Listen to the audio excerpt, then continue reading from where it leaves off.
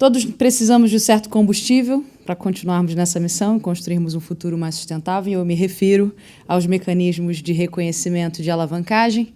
E, para tal, eu peço, por favor, ao senhor Pedro Hartung, que venha nos explicar um pouquinho mais e melhor sobre esse conceito. Por favor.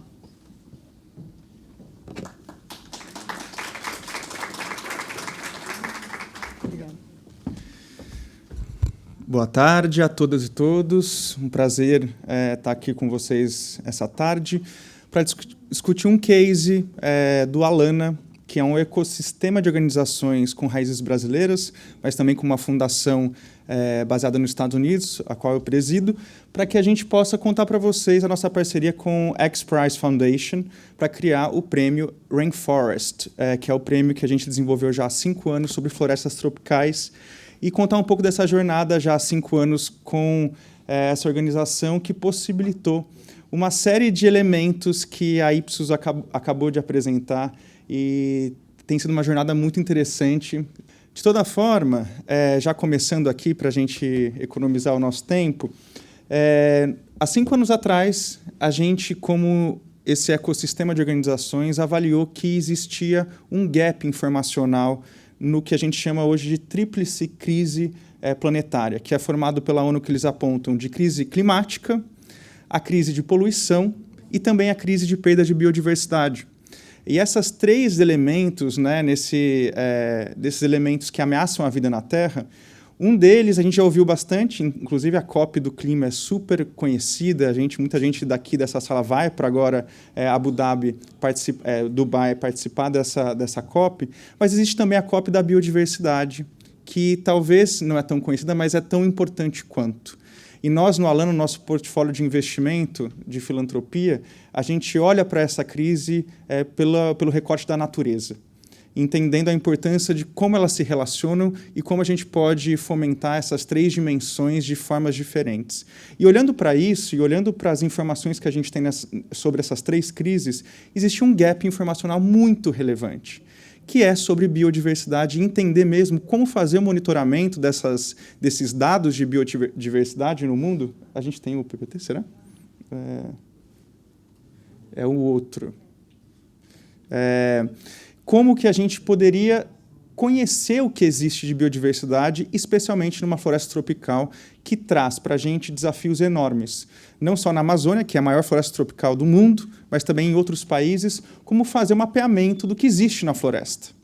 E esse desafio não é fácil, porque tecnologia não funciona bem com umidade, ou formigas, ou um ambiente denso com cipós. Eu tenho boas histórias do nosso teste em Singapura para contar para vocês. Como eu falei para vocês, o Alana é esse ecossistema, pode passar, por favor, com 3 organizações focados. Nós temos a missão de promover e proteger os direitos de crianças e adolescentes no Brasil e no mundo. Pode passar.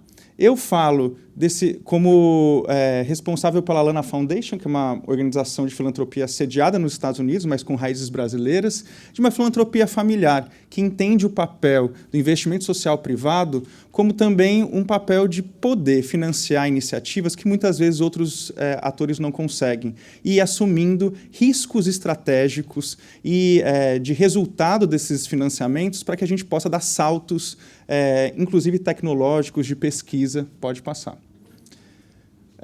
Nosso grande objetivo é colocar as crianças no centro das grandes discussões globais, inclusive da tríplice crise planetária, como eu falei para vocês. Pode passar, por favor. Então, nós temos 4 portfólios de investimento: inclusão, ambiente digital, entender, né, como as crianças estão nesse ambiente digital e como a gente pode protegê-las e, ao mesmo tempo, aumentar e maximizar as oportunidades que as novas tecnologias de informação e comunicação proporcionam, natureza e saúde. E um exemplo, próximo, por favor, bem importante desse investimento, já feito há mais de 8 anos, foi a criação no MIT, no Massachusetts Institute of Technology, do Alana Down Syndrome Center, que, ao invés de criar um centro específico rígido, a gente criou um centro articulador de 7 laboratórios diferentes dentro do MIT, que trabalham com perspectivas diferentes, genética, neurociência, até intervenções ligadas ao Alzheimer. Não sei se vocês sabem, a população com síndrome de Down tem uma prevalência de Alzheimer muito maior, quase maior que 95%. Então, muitas conexões de pesquisa, e o Alana investiu nisso como uma forma de avançar a fronteira do conhecimento, levando o que tem de melhor do Brasil para o mundo e trazendo o que tem de melhor do mundo para o Brasil. E é justamente o que a gente está fazendo agora, uma parceria do MIT com outras instituições de pesquisa no Brasil. Por favor, pode passar. E no eixo de natureza, pode passar, nós já tivemos diversas iniciativas, não só focadas em pesquisa, tecnologia e desenvolvimento, mas também olhado para advocacy, elaboração de políticas públicas, participação de uma série inclusive amicus curiae no Supremo Tribunal Federal, para discutir as pautas e políticas ambientais, como também entretenimento. O Alana tem dentro das suas organizações, uma produtora de cinema que fez documentários como, por exemplo, O Começo da Vida, que está no Netflix, o 1 e o 2 sobre criança e natureza. A gente fez com a Globo a série Aruanas, que discute o ativismo ambiental na Amazônia, e também o case que eu vou contar para vocês do X-Prize, que tem, pode passar, o objetivo de olhar para essa crise de perda de biodiversidade, em que dados da WWF, por exemplo, apontam que a gente perdeu 60% da vida selvagem nos últimos 50 anos. A gente suprimiu cerca de 178 milhões de hectares de floresta desde 1990, o que aumentou os vetores de doença, inclusive o SARS-CoV, né, não só o Covid-19, mas outros, tem muita relação com a perda de cobertura natural e essa proximidade de outros animais com os seres humanos, perda de repertório e contato com a natureza e menos biodiversidade no mundo. E, para muitos especialistas, essa é uma ameaça ainda maior do que o clima. E, por isso, é tão importante a gente olhar para isso e, para além da COP do clima, a gente começar a pensar na COP da biodiversidade, que, no ano passado, estabeleceu o acordo com Montreal com uma série de objetivos para os países. Por favor, pode passar. E, no âmbito... A gente, no Alana, até fala que temos ainda uma quarta crise, uma crise profunda, que é a desconexão do ser humano com a natureza. Então, a gente tem uma série de iniciativas para, desde criança, essas pessoas terem contato com a natureza, porque você não cuida de algo que você não ama, e a gente aprende a amar desde da infância e até esse vínculo socioafetivo. Pode passar. Pode passar, por favor, mais uma. E é a pergunta que eu já tinha trazido para vocês do gap informacional. Se a gente está falando aqui para além de uma floresta em pé, e a gente está muito acostumado a usar essa frase, né, floresta em pé, a gente precisa olhar para a floresta viva, que vai muito além de plantar árvore. Vai entender o ecossistema de biodiversidade ou de sociobiodiversidade, que inclui os seres humanos, inclui as pessoas que vivem na floresta, como elas se relacionam e como isso é essencial para a manutenção de um ecossistema, de um bioma vivo, funcionando, que vai limpar a água, que vai trazer qualidade do ar, né? Tirar CO2 da atmosfera, mas isso é possível dessa complexa relação de seres vivos no âmbito da floresta. Pode passar, por favor. E, por isso, as competições colaborativas. É uma estratégia que o Alana sempre apoiou e pensou, é algo que já é utilizado na história do mundo. Muitas tecnologias foram em função de competições, e a gente vê que promover competições colaborativas é um grande incentivo para a colaboração, para a disrupção tecnológica, para a conexão de agentes que normalmente não se conectam, envolvendo empresas, pesquisadores de vários ramos da biologia, da robótica, do drone, da agricultura, e promover um espaço que permita esse encontro é fundamental. Se os problemas são complexos, se é uma policrise, né, que a gente está vivenciando, as soluções também têm que ser complexas. Como já diria Edgar Morin, né, que esse pensador da complexidade, nós precisamos de soluções que compreendam e deem vazão para essa complexidade. E o encontro de pessoas diferentes no mesmo espaço é fundamental. E foi isso que a gente propôs para a Fundação X-Prize, pode passar, que trouxe dentro de uma pesquisa com os maiores especialistas e cientistas do mundo, esse gap informacional de que, sim, a gente está perdendo biodiversidade porque os biólogos estão contando para a gente que não veem mais os pássaros, os animais que vinham antes, mas a gente não sabe trazer a métrica disso para uma série histórica confiável. E diante disso, e diante dos desafios de uma floresta tropical, de realmente saber o que tem ali dentro da floresta, foi o prêmio X-Prize para justamente suplantar esse gap, pode passar, que é uma fundação que já atua há mais de 30 anos, inclusive o SpaceX, que vocês conhecem, nasceu da primeira competição do X-Prize, do Ansari X-Prize, justamente para navegação espacial. E eles têm uma série de portfólios de prêmios, inclusive o atual é sobre incêndios. E o mais interessante que eles mostraram, até da perspectiva econométrica, é que normalmente, o retorno do investimento que é feito num prêmio, não só da bolsa do prêmio, mas o que é feito por instituições para o prêmio, o retorno é maior do que 30 vezes o valor investido.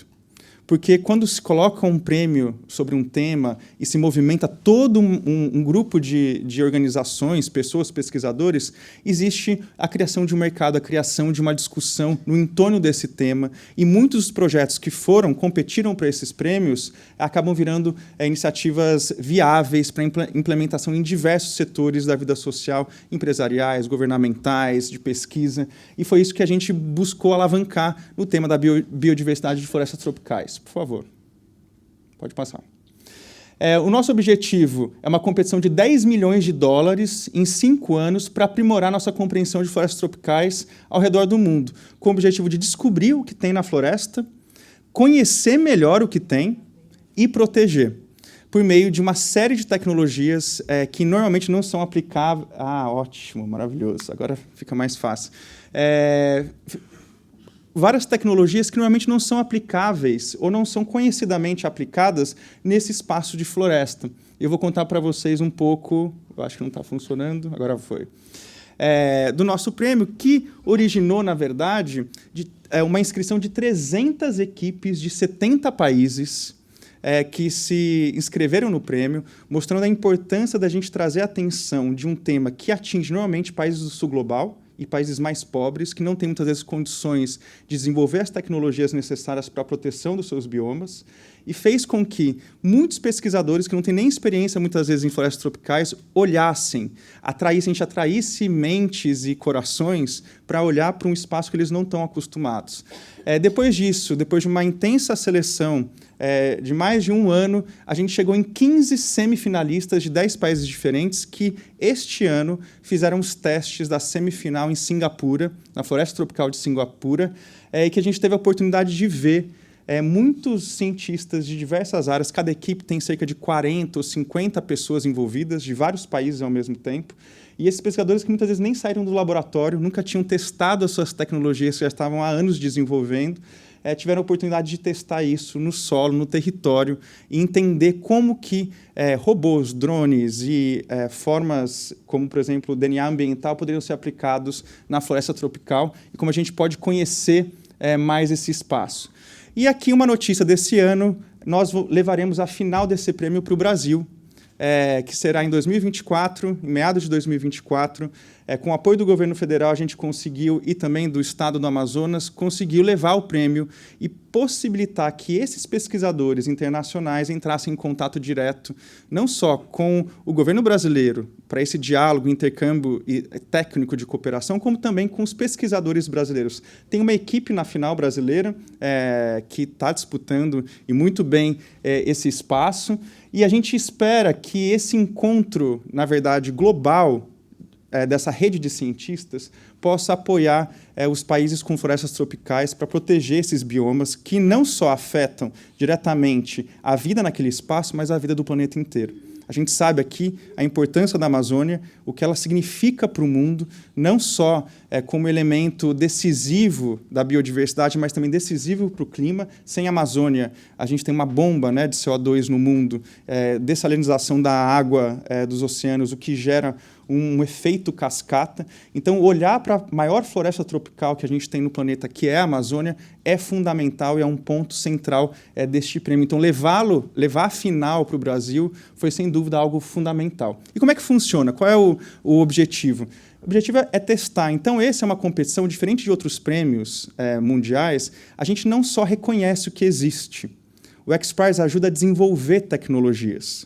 E essa é a grande diferença, porque, além de desenvolver, essas tecnologias são testadas no território, o que é um grande avanço de um prêmio como esse, porque permite a gente entender a real utilidade dele em espaços desafiadores. E como é que funciona? São 24 horas de teste no solo, de um dia para o outro, e depois mais 24 horas de análise desses dados. Eu vou contar para vocês no final como é que foi isso em Singapura e quais são os dados que a gente já coletou. Acho que agora deu uma travada aqui, vamos ver. Pode passar, isso.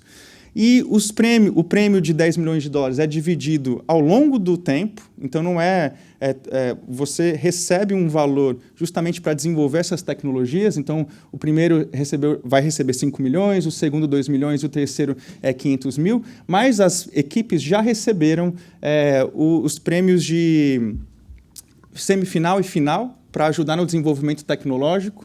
Temos um painel de juízes com os maiores especialistas em biodiversidade do mundo, incluindo participação de comunidades indígenas, que muitas vezes já conhecem técnicas muito avançadas de conhecimento da biodiversidade e trazem essas tecnologias também para o prêmio. A gente tem uma preocupação muito grande de conectar essas tecnologias de drones também com as tecnologias de saberes ancestrais, e por isso existe um contato que a gente estimula das equipes de pesquisadores diretamente com essas comunidades, não só no Brasil, mas em outros países de florestas tropicais, como Equador, Panamá, enfim, e a gente tem criado esses espaços de encontro e desenvolvimento conjunto. Deixa eu voltar uma aqui. E quais são as tecnologias, já me encaminhando aqui para o final da minha fala, para a gente ter um pouco tempo de conversa também, quais são as tecnologias que estão sendo utilizadas? Primeiro, drones, UAVs e vários tipos de aplicação. Isso que é interessante, um drone ele necessita de adaptações para lidar com chuva, para lidar, por exemplo, ir buscar, eu vou mostrar a foto para vocês, plantas no meio da floresta, que antes, por exemplo, um biólogo demorava um mês de expedição para chegar numa área afastada e remota da Amazônia ou de outra floresta, hoje um drone consegue, em minutos, chegar nesse espaço com uma pinça desenvolvida especificamente por um grupo, por exemplo, conseguir cortar um galho da canopy, né, desse espaço ali, ali das copas das árvores, levar para o laboratório e fazer a medição de uma série de elementos importantes para a gente entender a saúde da floresta.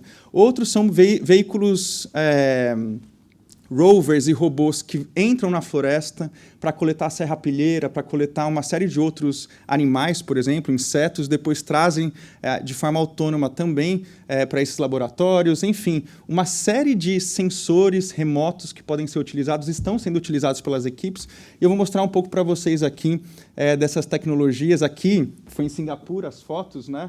E vocês podem ver aqui drones levando, por exemplo, uma série de sensores para o meio da floresta. Eles captam e gravam o som da floresta à noite, por exemplo, que é quando a floresta está mais viva, e depois tratam com inteligência artificial por meio de uma base de biblioteca bioacústica e conseguem identificar quantos animais, quais são esses animais, quais são os insetos, para a gente ter o que a gente precisa para avançar em discussões, que é o inventário da floresta. Nós, hoje, estamos discutindo, né, para além do crédito de carbono, o crédito de biodiversidade. Mas como a gente vai qualificar esse crédito se a gente não conhece o que existe? E quais são as práticas ligadas necessárias para a manutenção dessa biodiversidade? Então, tecnologias como essa vão ser essenciais para que a gente possa avançar no conhecimento, mas também na proteção desses espaços. Então, aqui exemplos. Análise espectral, o uso de drones com LiDAR, não sei se já viram isso, é maravilhoso, eles conseguem ver o que tem embaixo da floresta, inclusive arqueólogos utilizando isso para mostrar a ecologia da Amazônia e mudando, inclusive, a percepção da identidade que a gente tem de povo brasileiro, né? Que a Amazônia, na verdade, é uma floresta de manejo, não é uma floresta virgem que estava lá quando os portugueses ou os espanhóis chegaram naquele território. isso foi fruto de um intenso trabalho das comunidades indígenas. Não sei se sabiam disso. Hoje, Eduardo Neves, um grande arqueólogo da USP, apontou terra preta, que é uma técnica indígena de plantio de agrofloresta, em todo o território amazônico.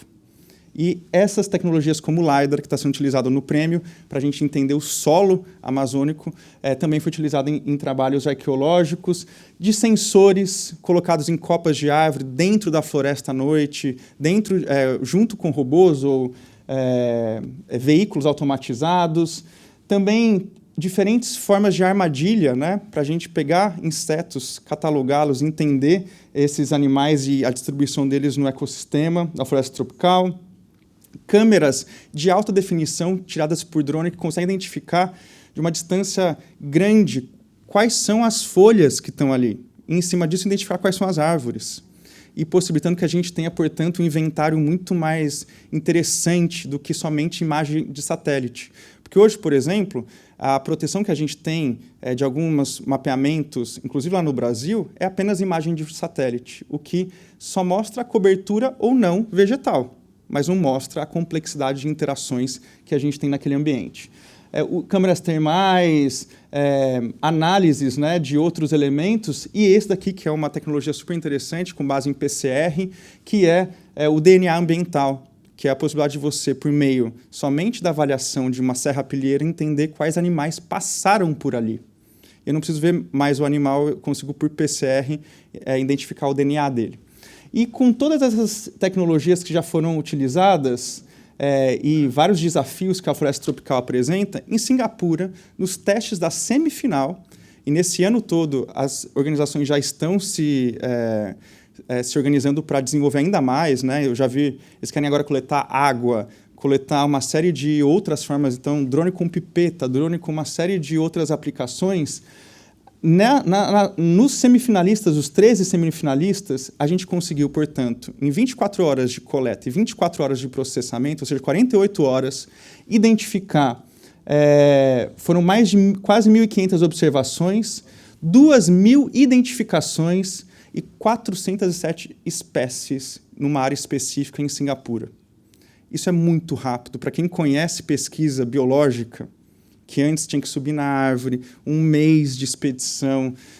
O Peter, que é o coordenador desse prêmio, ele é biólogo, enfim, ele fazia essas expedições, ele fala assim, que ele está brincando, acho que esse prêmio que eu estou ajudando a criar vai me colocar um problema de trabalho. Mas, na verdade, o que ele brinca, ele fala assim, que vai facilitar que muitas pessoas conheçam ainda mais e se conectem a muito mais com a floresta e abrindo possibilidades do tema que hoje é central na nossa discussão, que é a bioeconomia. Não existe bioeconomia sem conhecimento do que é essa biodiversidade. E, mais importante, da sociobiodiversidade, de como os seres humanos estão intrinsecamente, necessariamente ligados à floresta. Não existe floresta sem seres humanos.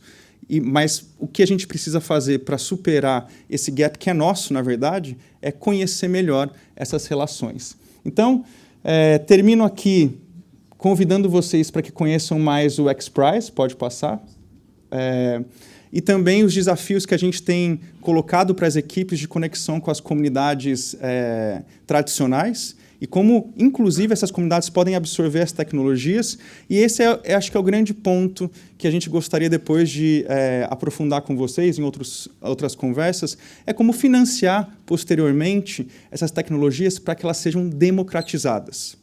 Porque muitas vezes prêmios como esses conseguem dar reconhecimento, valorização e muitas vezes catapultar tecnologias, empresas como essa, mas a tecnologia não chega onde ela deveria chegar.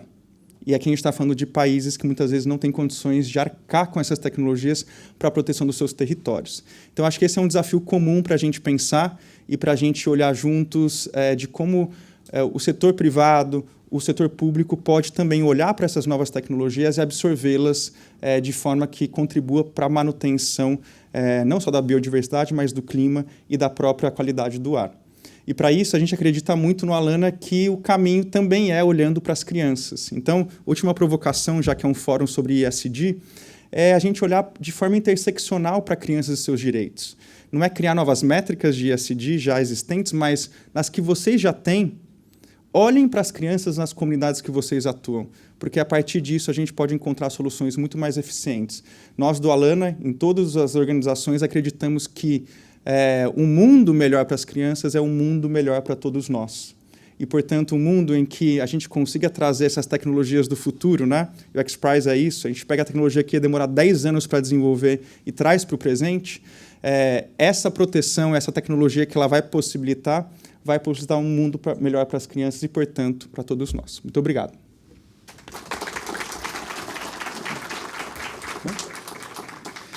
Deixa eu ver que tem alguma mensagem para mim aqui. Há 2 perguntas para mim. Se alguém quiser falar também, vamos lá. É possível conhecer, então, esse acho que agora é um espaço de perguntas, quem tiver e quiser falar também, por favor. É possível reconhecer diferenças ou semelhanças entre os finalistas de cada continente? Como vê o Brasil no contexto de pesquisa e desenvolvimento tecnológico? Excelente pergunta, e eu tenho boas histórias sobre isso. É maravilhoso ver pesquisadores do norte global, que não tem floresta tropical, lidando com os desafios de uma floresta tropical. E a gente brincava que tinha o robô Brad Pitt com a gente em Singapura. Vocês lembram daquele robô cachorro do Boston Dynamics? Já viram? Ele estava lá e no lombo dele tinha um GPS de precisão de 1 centímetro, que era da equipe majoritariamente alemã, que eles conseguiam entrar na floresta e definir com precisão de 1 centímetro a localização daquele ramo de árvore. Então, esse era o objetivo desse grupo. E o mais interessante que a gente viu é que foi uma equipe que foi desqualificada. Por quê? Porque, sim, mandou o Brad Pitt dos robôs lá para dentro, porque é impressionante ver aquele cachorro subindo, coisa de filme mesmo. A gente tem essa quase fantasia, né, com as dimensões tecnológicas, mas então ele entrou e não conseguiu sair. Por quê? Porque, em dado momento, floresta densa, tropical, o robô se enrolou com os cipós da floresta. E a equipe não conseguiu, de forma autônoma, retirar aquele robô, mesmo ele dando aqueles pulos, tentando virar. E quanto mais ele pulava, mais difícil ficava. Mostrando que o conhecimento das tecnologias não podem ser desatreladas do conhecimento da localidade, do território, da prática cotidiana. E quem melhor conhece as florestas tropicais, se não as pessoas que vivem lá dentro? Sejam comunidades ribeirinhas, indígenas, quilombolas, ou aquelas que estão em situação ainda de degradação ou de ilegalidade. Então, como olhar para essa conexão, criando um espaço, é o que a gente está fazendo no XPRIZE, buscando esse espaço conjunto e convidando também pesquisadores brasileiros, aqui a segunda parte da pergunta, para participar também. Tem uma equipe brasileira formada por cerca de 6 ou 7 universidades, USP, UFSCar, e cada um é muito bonito ver e traz uma esperança muito grande de colaboração quando a gente vê, por exemplo, pessoas da Exalc, da robótica e drone, trabalhando juntos com a Unicamp da bioacústica, trabalhando junto com biólogos, com pessoas de eDNA da França, para juntos encontrarem uma solução mais complexa para essa avaliação. Então, sim, a pesquisa do Brasil é avançadíssima. Em vários, né, a gente tem já exemplos de pesquisa em floresta tropical, não só pelo CNPq, mas por universidades federais de Manaus, enfim, da Amazônia, do Amazonas, Belém, de uma série de centros de referência de conhecimento da Amazônia, mas o que a gente precisa fazer é conectar essas pessoas com os outros conhecimentos de outros países, outras iniciativas, de outras tecnologias. Não dá mais para a gente ficar insular, que é muito que o Brasil faz, né? Infelizmente, a gente tem uma cultura insular que não conversa com o mundo, que não conversa com outras pessoas que muitas vezes não conhecem a nossa realidade, mas tem tecnologias que poderiam ser aplicadas para a nossa realidade se tivesse essa conversa e esse diálogo. Então, sim, e agora o objetivo de trazer o prêmio para o Brasil é justamente criar esse diálogo, essa conversa e, o mais importante, uma cooperação técnico-científica entre esses grupos de pesquisa e de intervenção. Segunda pergunta, qual a estratégia do XPRIZE na gestão e disseminação do conhecimento gerado a cada edição? Maravilhosa essa pergunta. Existe um ciclo que, pós a final do prêmio, a gente tem um ciclo de apresentação dessas tecnologias para investidores, para pessoas interessadas e também de conexão, de intercâmbio técnico-científico entre esses grupos com pesquisadores de localidades interessadas, no nosso caso, florestas tropicais do mundo inteiro. Então, o objetivo é, sim, gerar esse contato não só com o Brasil, mas com outros países, Equador, Panamá, Congo, para que a gente possa ter uma coalizão, um cinturão técnico-científico no mundo inteiro que olhe para as florestas tropicais, que é esse ecossistema tão relevante e fundamental para a biodiversidade, para o clima e para a qualidade do ar. Então, acho que esse é o grande desafio nosso nesse próximo ano e conta com o olhar e a participação de vocês. Afinal, vai ser em meados do ano que vem, lá em Manaus. Depois eu posso enviar para vocês os detalhes e todo mundo já está aqui convidado para estar lá com a gente, vendo essas tecnologias em loco, mas já adianto que o Brad Pitt dos robôs não vai estar conosco dessa vez. Mais alguma pergunta? Oh. Tá bom, vamos lá. Quais as possibilidades de democratização dessas soluções apoiadas pelo prêmio? Como poderia ser? Outro desafio central. A gente entende que não é só com investimento privado que isso vai acontecer, a democratização. Infelizmente, a gente já viu outros prêmios nesse sentido e tem um gap muito forte. Então, a gente vai precisar, sim, de investimento público e também de bancos multilaterais que apoiem, entendam a importância dessas tecnologias para que países pobres possam receber essas tecnologias. E também comunidades que muitas vezes atuam na proteção da floresta utilizarem essas tecnologias nos seus próprios territórios. E isso tem que ser um esforço coletivo. Então, o financiamento tem que ser privado, mas, ao mesmo tempo, tem que ser público e também um esforço internacional.